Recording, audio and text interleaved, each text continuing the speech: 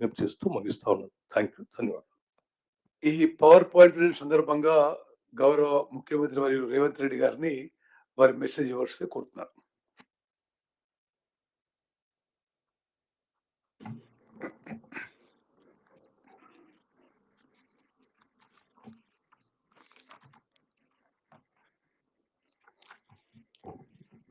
తెలంగాణ రాష్ట్ర ప్రభుత్వం తరఫున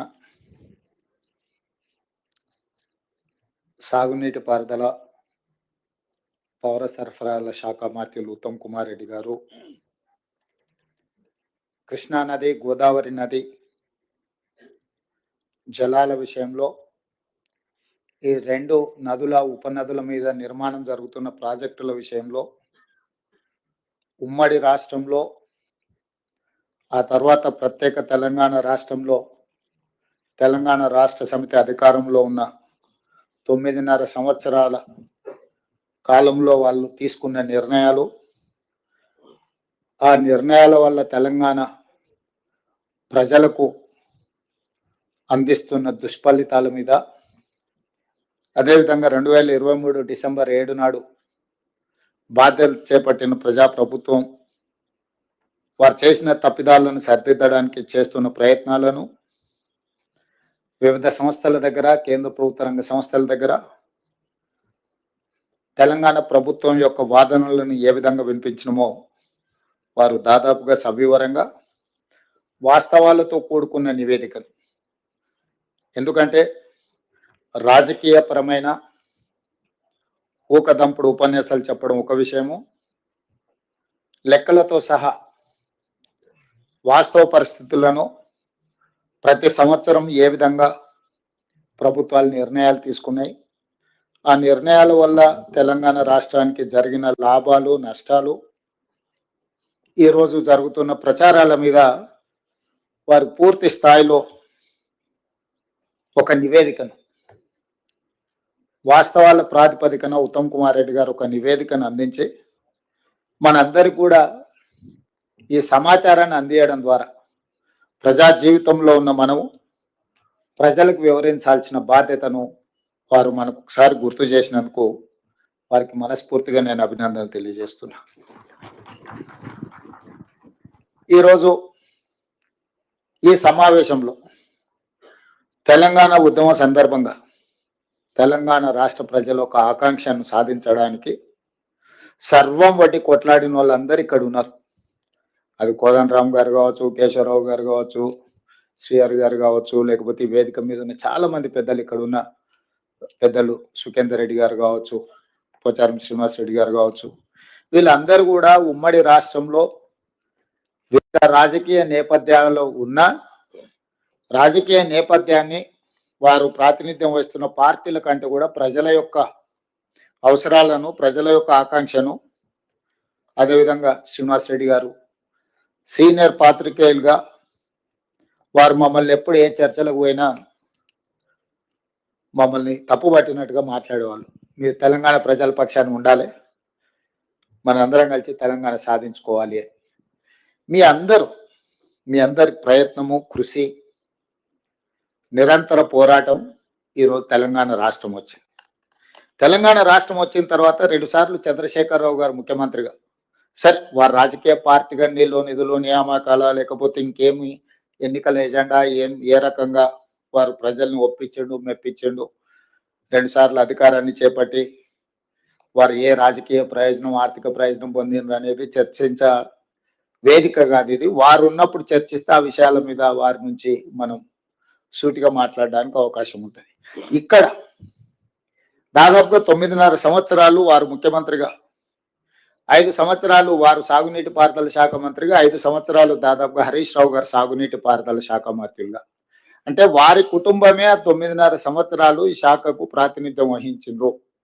దాదాపుగా ఆర్థిక శాఖ కూడా చివరి 5 సంవత్సరాలు హరీష్ రావు గారే బాధ్యత తీసుకున్నారు. నీళ్లు నిధులకు సంబంధించి సంపూర్ణంగా వారి కుటుంబము, వారి పార్టీ వారే బాధ్యత తీసుకొని వారు చేసిన నిర్ణయాలు ఈరోజు మీ అందరి ముందు పెట్టడం జరిగింది. ఈరోజు సరే ప్రజలు ఒక తీర్పు ఇచ్చిండ్రు, ప్రజల తీర్పు అనుసారము మనందరం బాధ్యత తీసుకున్నాము. మన యొక్క అనుభవాలను బట్టి ఈరోజు శాఖలు నిర్వహిస్తున్నాం. తెలంగాణ ప్రజల తరఫున, ప్రభుత్వం తరఫున వివిధ సందర్భాలలో మేము చేయాల్సిన ప్రయత్నం అంతా చేస్తున్నాం. ఆ వివరాలు కూడా ఉత్తమ్ కుమార్ రెడ్డి గారు మీ అందరికి వివరించారు. కానీ అధికారం కోల్పోయి, ఆ తర్వాత డిపాజిట్లు కోల్పోయి, ఆ తర్వాత ఎన్నికల్లో పోటీ చేయడానికి అభ్యర్థులు దొరకకపోవడం వల్ల ఈరోజు ఒక విచిత్రమైన వాదనను తీసుకొని వాళ్ళు ముందుకు వస్తున్నారు. మొత్తం సర్వం నాశనం అయిపోయింది ఈ సంవత్సరంలోనే, అసలు ఇంత నాశనం అనేది ఇంకెప్పుడూ జరగలేదు, మేం మళ్ళీ వస్తేనే ఇదంతా సరిదిద్దుతాము, దీనికి మొత్తం కారణం కాంగ్రెస్ పార్టీ, ఇప్పుడు ఉన్న ప్రభుత్వం అని చెప్పి ఒక వితండవాదం తీసుకొస్తున్నారు. సరే, ఇవన్నీ చూసి నేను ఒక అంశాన్ని ప్రస్తావించిన. ప్రజలు, ప్రజాస్వామ్యము, భారత రాజ్యాంగం, డాక్టర్ బాబాసాహెబ్ గారు అందించిన చట్టసభలే మనకు దేవాలయాలు. అక్కడే మనం చర్చించుకుందాము, వాస్తవాలను ప్రజలకు వివరిద్దాము. ఒకరోజు కృష్ణా నది జలాల మీద, ఇంకొక రోజు గోదావరి నది జలాల మీద పూర్తి స్థాయిలో చర్చ చేద్దాము. ఒకవేళ కాదు కూడదు అనుకుంటే ఇంకా 1-2 రోజులు పొడిగించుకొనైనా దీనికి సంబంధించిన వాస్తవాలను చర్చించుకుందాం. ప్రధాన ప్రతిపక్ష నాయకుడిగా వారిని ఏ తారీఖు వారు వస్తారో, ఏ తారీఖు వారు చర్చిస్తారో ఒక లేఖ రాయమని స్పీకర్ గారికి. తక్షణమే ప్రభుత్వం స్పందించి శాసనసభ సమావేశాలను ఏర్పాటు చేసుకుందామని నేను వారికి సూచన చేయడం జరిగింది. సవాల్ విసరలే. ఎందుకంటే నాకు ఈ చట్టసభల పట్ల, ప్రజాస్వామ్యం పట్ల నమ్మకం, విశ్వాసం ఉన్నది. అందుకే వీధుల్లో కాకుండా, క్లబ్బుల్లో కాకుండా, పబ్బుల్లో కాకుండా, ప్రజల ముందు చులకన కాకుండా చట్టసభలలో మనం చర్చ చేసుకుందాము. రండి, మీ అనుభవంతో మీ చేసిన ప్రయత్నాలన్నీ వివరించండి, భవిష్యత్ ప్రణాళికలను కూడా మనము చర్చించుకుందాము. మీ అనుభవంతో ఏమైనా సూచన చేస్తే మా ప్రభుత్వం తీసుకోవడానికి సిద్ధంగా ఉందని నేను వారికి సూచన చేయడం జరిగింది. ఇక సడన్ గా ఆయన బయలుదేరేండు, ఆయన ఏం మాట్లాడుతున్నాడో నేను చెప్పే కంటే మీ అందరు కూడా చూస్తున్నారు. నేను పేరు ప్రస్తావిస్తే నా స్థాయి తగ్గుతుంది కాబట్టి పేరు ప్రస్తావించడానికి కూడా నేను ఇష్టపడడం లేదు. ఎందుకంటే బాధ్యత వచ్చిన తర్వాత బాధ్యతాయుతంగా వ్యవహరించాలని చెప్పి ఈరోజు నేను భావిస్తున్నా. నాకు తెలిసి ఈ భాషలకు ఏ విధంగా సమాధానం చెప్పాలో మీ అందరికి కూడా తెలుసు నా గురించి. కాకపోతే ఏంటంటే ఇంకా ఆ దిశగా వెళ్ళొద్దు అని నేను అనుకుంటున్నా. అయితే ఈరోజు ప్రధానంగా 2 విషయాల మీద నాకున్న అవగాహనను మీతో పంచుకోదలుచుకున్నాను. మొట్టమొదట తెలంగాణకు సంబంధించిన కృష్ణానది జలాల మీద చర్చించుకుందాం. చాలా వివరాలు, నీటి కేటాయింపుల విషయం నుంచి ఉమ్మడి రాష్ట్రం, ఆ తర్వాత తెలంగాణ రాష్ట్రంలో నీటి కేటాయింపులు, వినియోగం మీద పెద్దలు ఉత్తమ్ కుమార్ రెడ్డి గారు పూర్తిగా వివరణ మనకు వివరించడం జరిగింది, సమాచారం ఇవ్వడం జరిగింది. వారు కొన్ని అంశాలను ఏవైతే ఇంకా ముందుకు మనం తీసుకెళ్లాలనో ఆ అంశాలను మీ అందరితో నేను పంచుకోదలుచుకున్నాను.